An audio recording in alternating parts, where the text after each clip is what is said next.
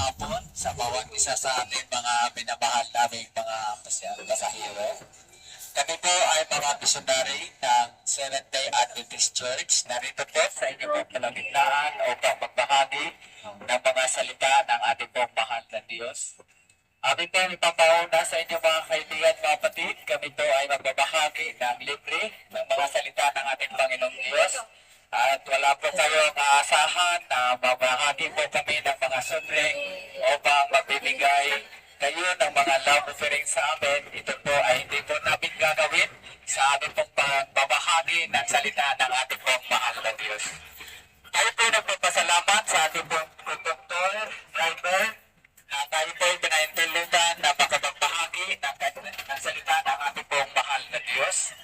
Tayo rin po ay patuloy na nagpapasalamat sa ating pong Diyos dahil sa kanya pong pag-iingat sa atin araw-araw. Lima kabigan, katulad ninyo kaming mga pasahero din na mamasahe sa mga upuan na aming pong inuupuan. At kami magbabahagi ngayon ng salita ng ating Panginoon sa pamagitan po ng pagpapahayag, gayon din naman ng mga awiting makalangit na ipagkaloob ng aming pong mga kasama. Pero bago po yan, tayo po ay manalangin mga kaibigan. Mahal naming Diyos na ang tahanan na sa mga langit, nais po namin itagubilin sa inyo ang aming pong pag-aaral na inyong mga salita. At amin na rin pong dalangin habang kami ay naglalakbay sa loob ng bus na ito. Kami po ay patuloy ingatan, gayon din ang kapwa namin mga pasahero sa loob ng bus. Gayon din ang conductor at driver. Ito po ang aming dalangin ng Diyos sa pangalan po ng Panginoon Hesus. Amen. Mga kaibigan, ating pong pakinggan ang awit na ipagkaloob ng ating pong mga kasama na ito po ay ihandog natin para po sa ating pong Panginoong Diyos. Ang mga kasama po ay Sister Nanette at gayon din naman Sister Ju. Sila po ang maghandog ng awit ng makalangit. Lalapit sa kanya, mga sugat na kay hati, kanyang titiis, kung kanyang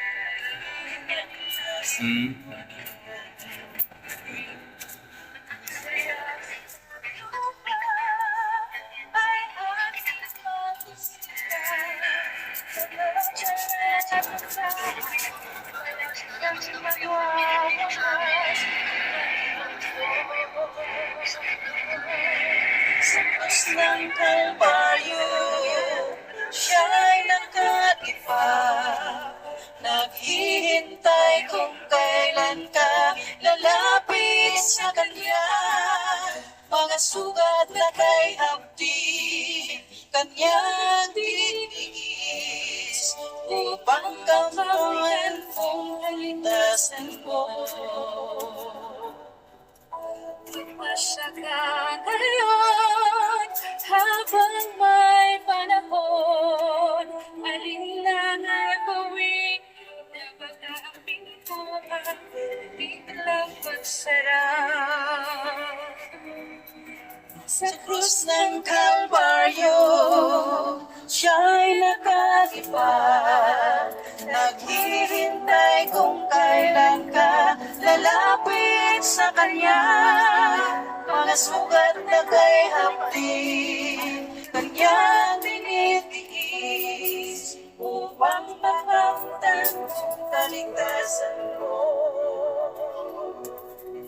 Sa krus ng Kalbaryo, siya'y nakadipa, naghihintay kung kailan ka lalapit sa kanya.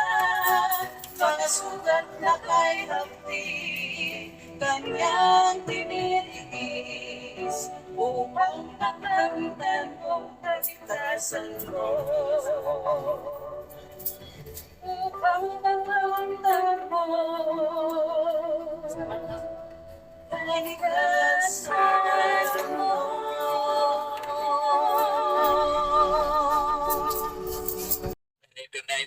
Ito sa loob ng bus ay aming pong ipapaalam sa inyo na kami po ay magbibigay lamang po ng mensahe na mula sa ating pong mahal na Diyos. At ito po mga mensahe na ito mga kaibigan at mga kapatid ay babala na rin po para sa atin. At ibig sabihin ng babala sa English, mga kaibigan at mga kapatid, ito po ay warning, kung saan ang warning po na ating pong ipapaalam at ipapabatid sa bawat isa sa atin, ito pong nalalapit na pagbabalik ng ating pong mahal na Diyos.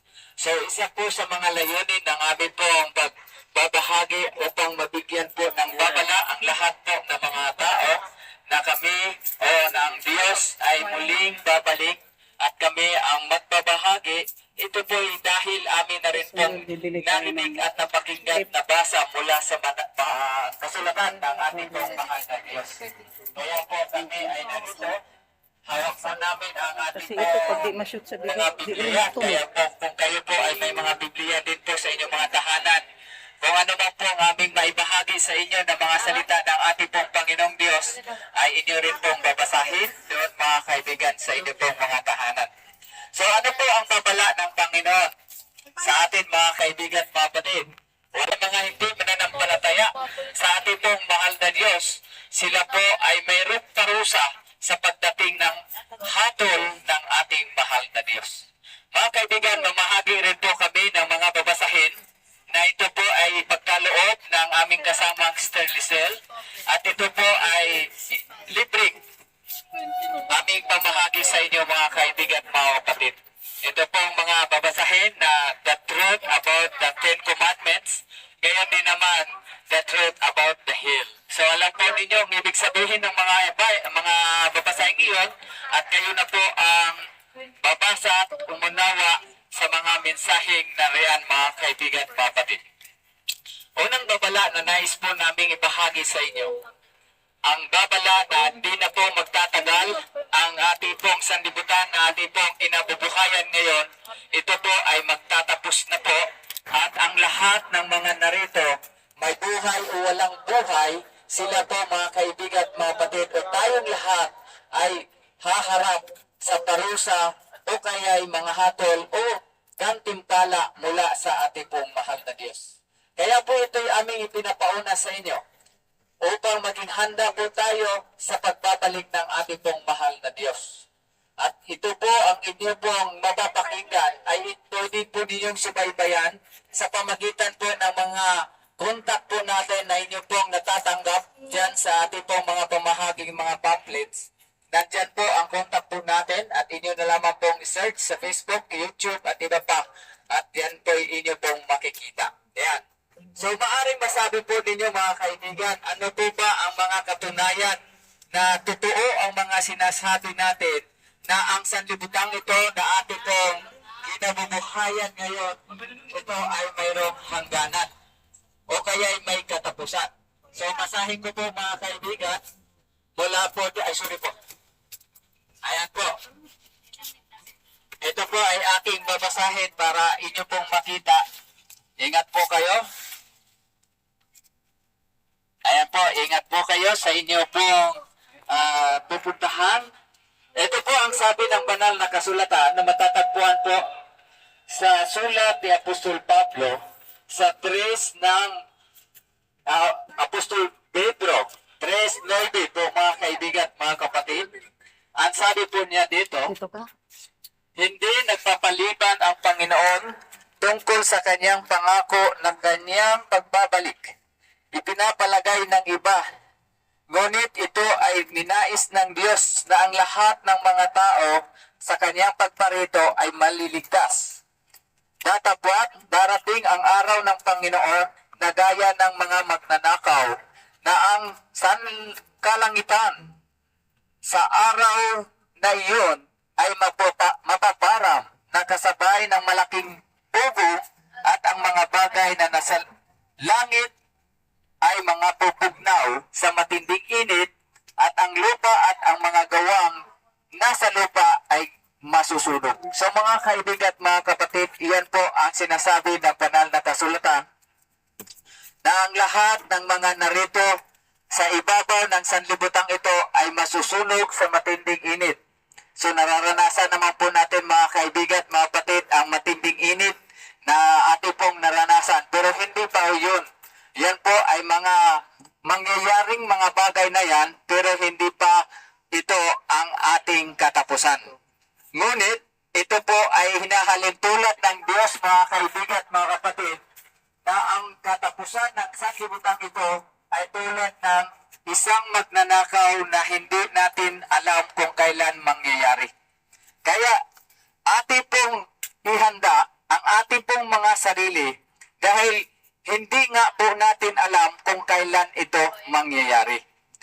So, narito po kami upang ipagkaloob ang mga babalang ito upang ang lahat ng tao ay magkaroon po ng kaligtasan sa pamagitan po ng kanilang muling pagsisisi sa mga kasalanang nagagawa. So, yun po ang pinakamahalaga dito sa ating pong pag-aaral, mga kaibigan. So, atin mo nang muling pakinggan ang awitin pa na ipagkaloob ng aming pong mga kasama na siya pong ating pong pagmumuni-munihan habang tayo ay narito sa loob ng bus. Ang aming pong paglilingkod upang bigyan po tayo ng encouragement, pag-asa na ang buhay po natin dito sa sanlibutan ito ay mayroon pong inaasahan. Wala pong ibang inaasahan kundi ang mga salita ng ating pong mahal na Diyos. Okay, pakinggan po natin ang awit na ating pong naipagkaloob. Sa'yo lang mo ba lagi mong kasama? Siya'y nagbabantay sa'yo saan ka man punta. Alam mo ba si Jesus na Panginoon ang tunay mo kaibigan? Tunay na kasama mo dahil wala rin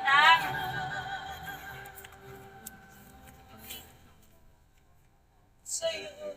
Alam mo ba sa iyong problema ay tumutulong sa'yo hanggang sa malutas mo. Alam mo ba si Jesus na Panginoon ang tunay mong kaibigan? Tunay na kasama mo dahil nagmahal ka sa Kanya. Si Jesus na Panginoon ang tunay mo kaibigan. Tunay na kasama mo dahil nagmahal ka sa Kanya. Dahil nagmahal ka sa Kanya. Alam mo ba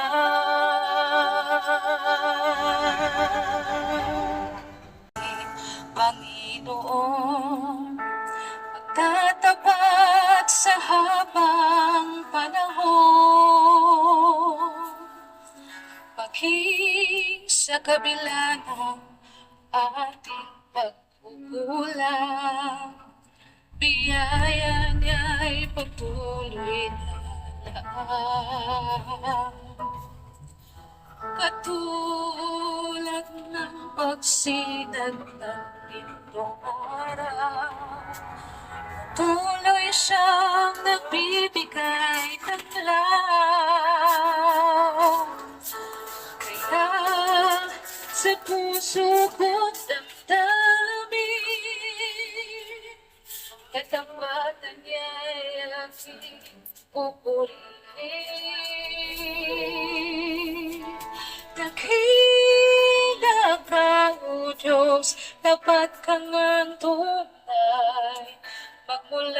sa ugat ng aming lahi. Mundo'y magunaw man, maasahan kang langit, maging hanggang wakas nitong buhay.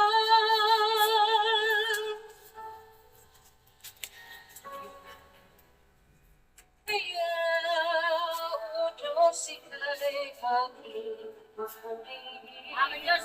Sa buong mundo'y aking awitin, tila ang iyong katapatan, pag-ibig mo'y walang hanggan.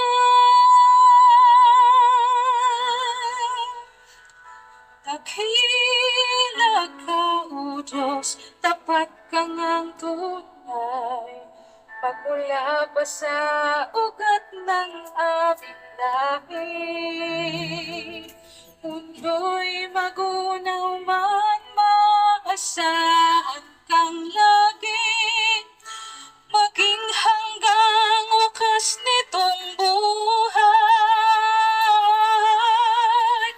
Dakila ka, O Diyos, sa habang panahon, katapatan mo'y matibay na sandigan. Sa bawat bighati, tagumpay man ay naroon, daluyan ng pag-asa kung kailan ay hinahon. Pag-ibig mo yan ay sa amin noon hanggang ngayon. Dakila ka, O Diyos. Dakila ka, O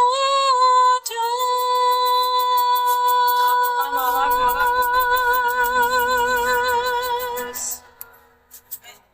Amen.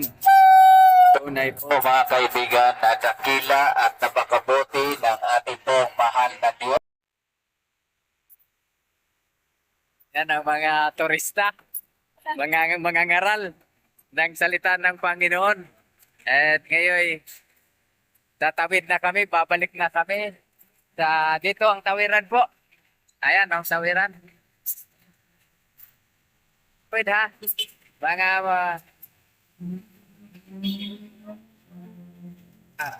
titigil yan.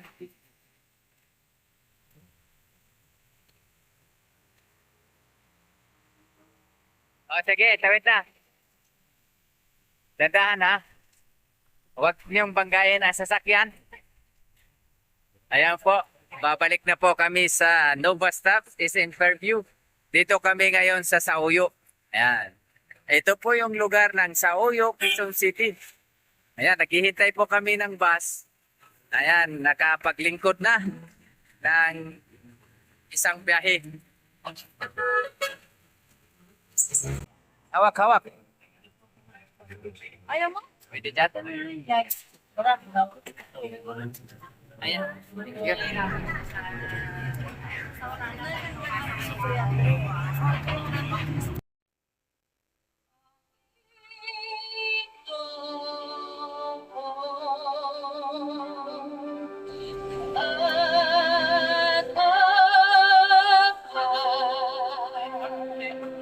Saan man na Kaya na sulit Bahay na pa.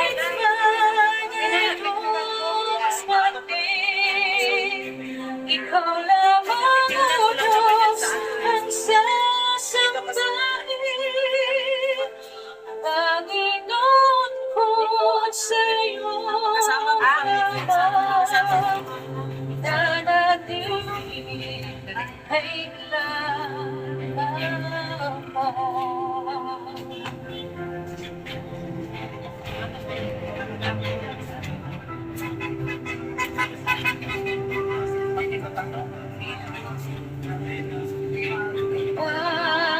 Bakit na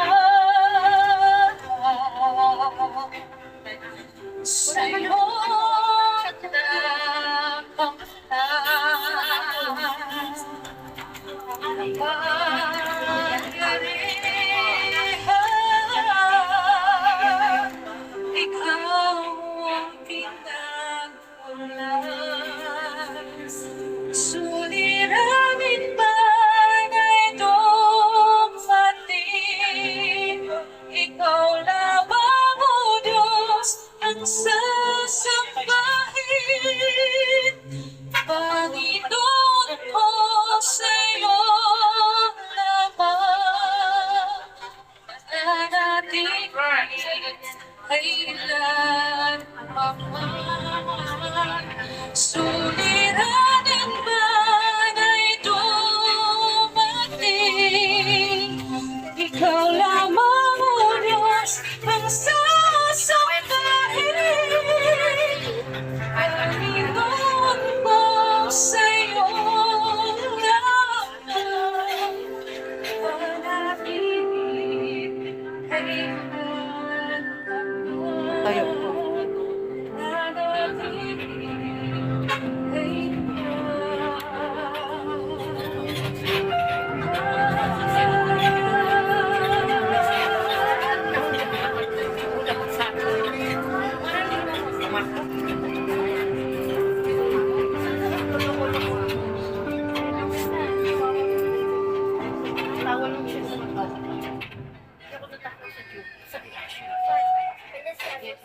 Ayan po, narinig po natin mga kaibigan, ang ating pong napakinggan ay para po sa ating pong Panginoong Diyos. Tunay na ang ating pong mahal na Diyos ay hindi nagbabago, manatiling magpakailanman.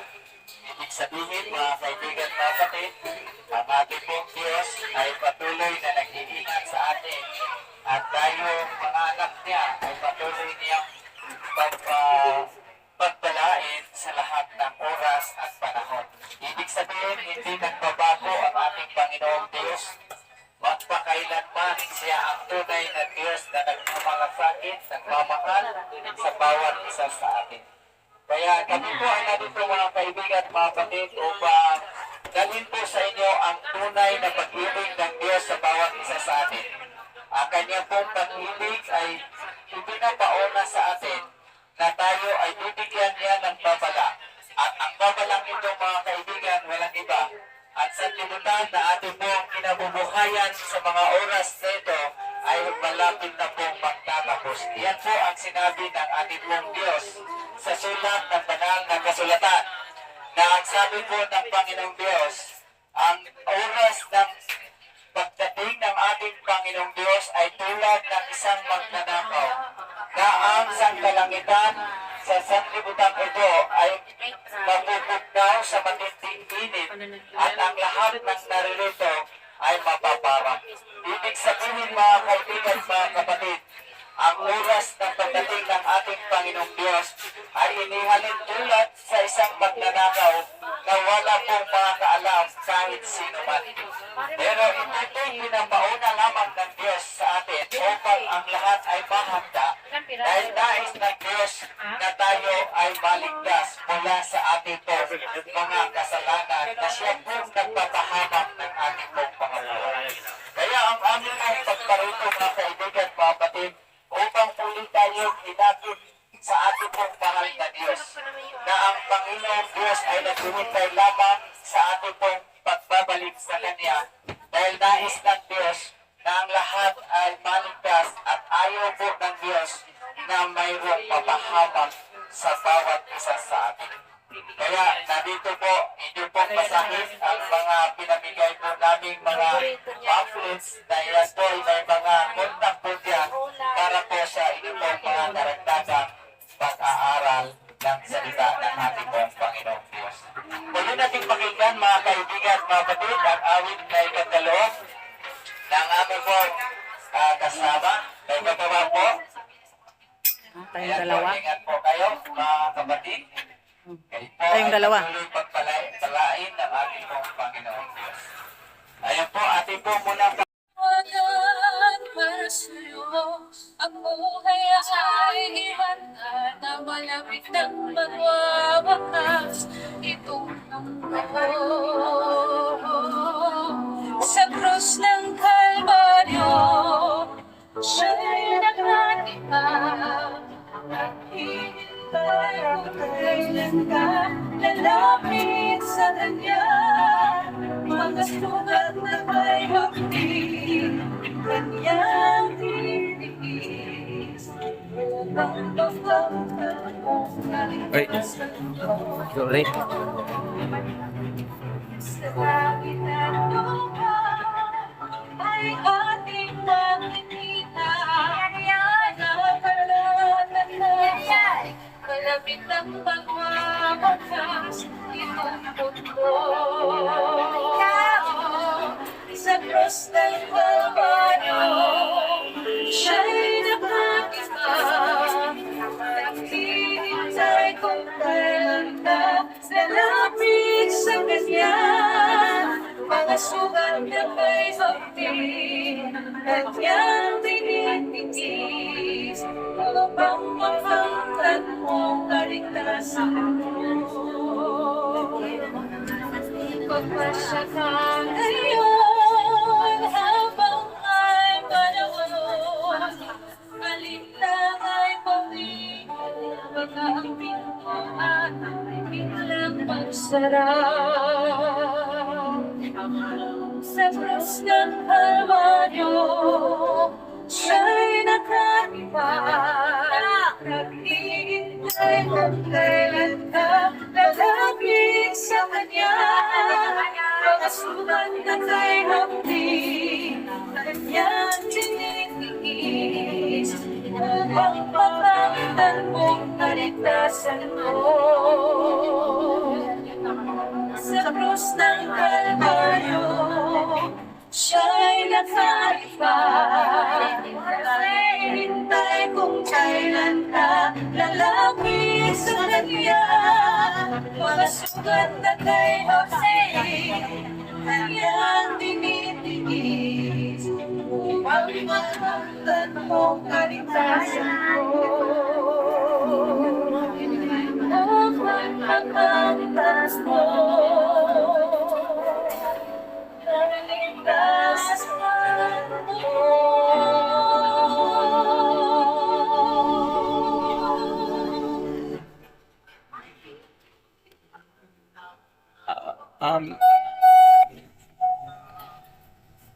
Amin mga kaibigan, mga kapatid, tunay po ang pag-ibig ng Diyos sa bawat isa sa atin.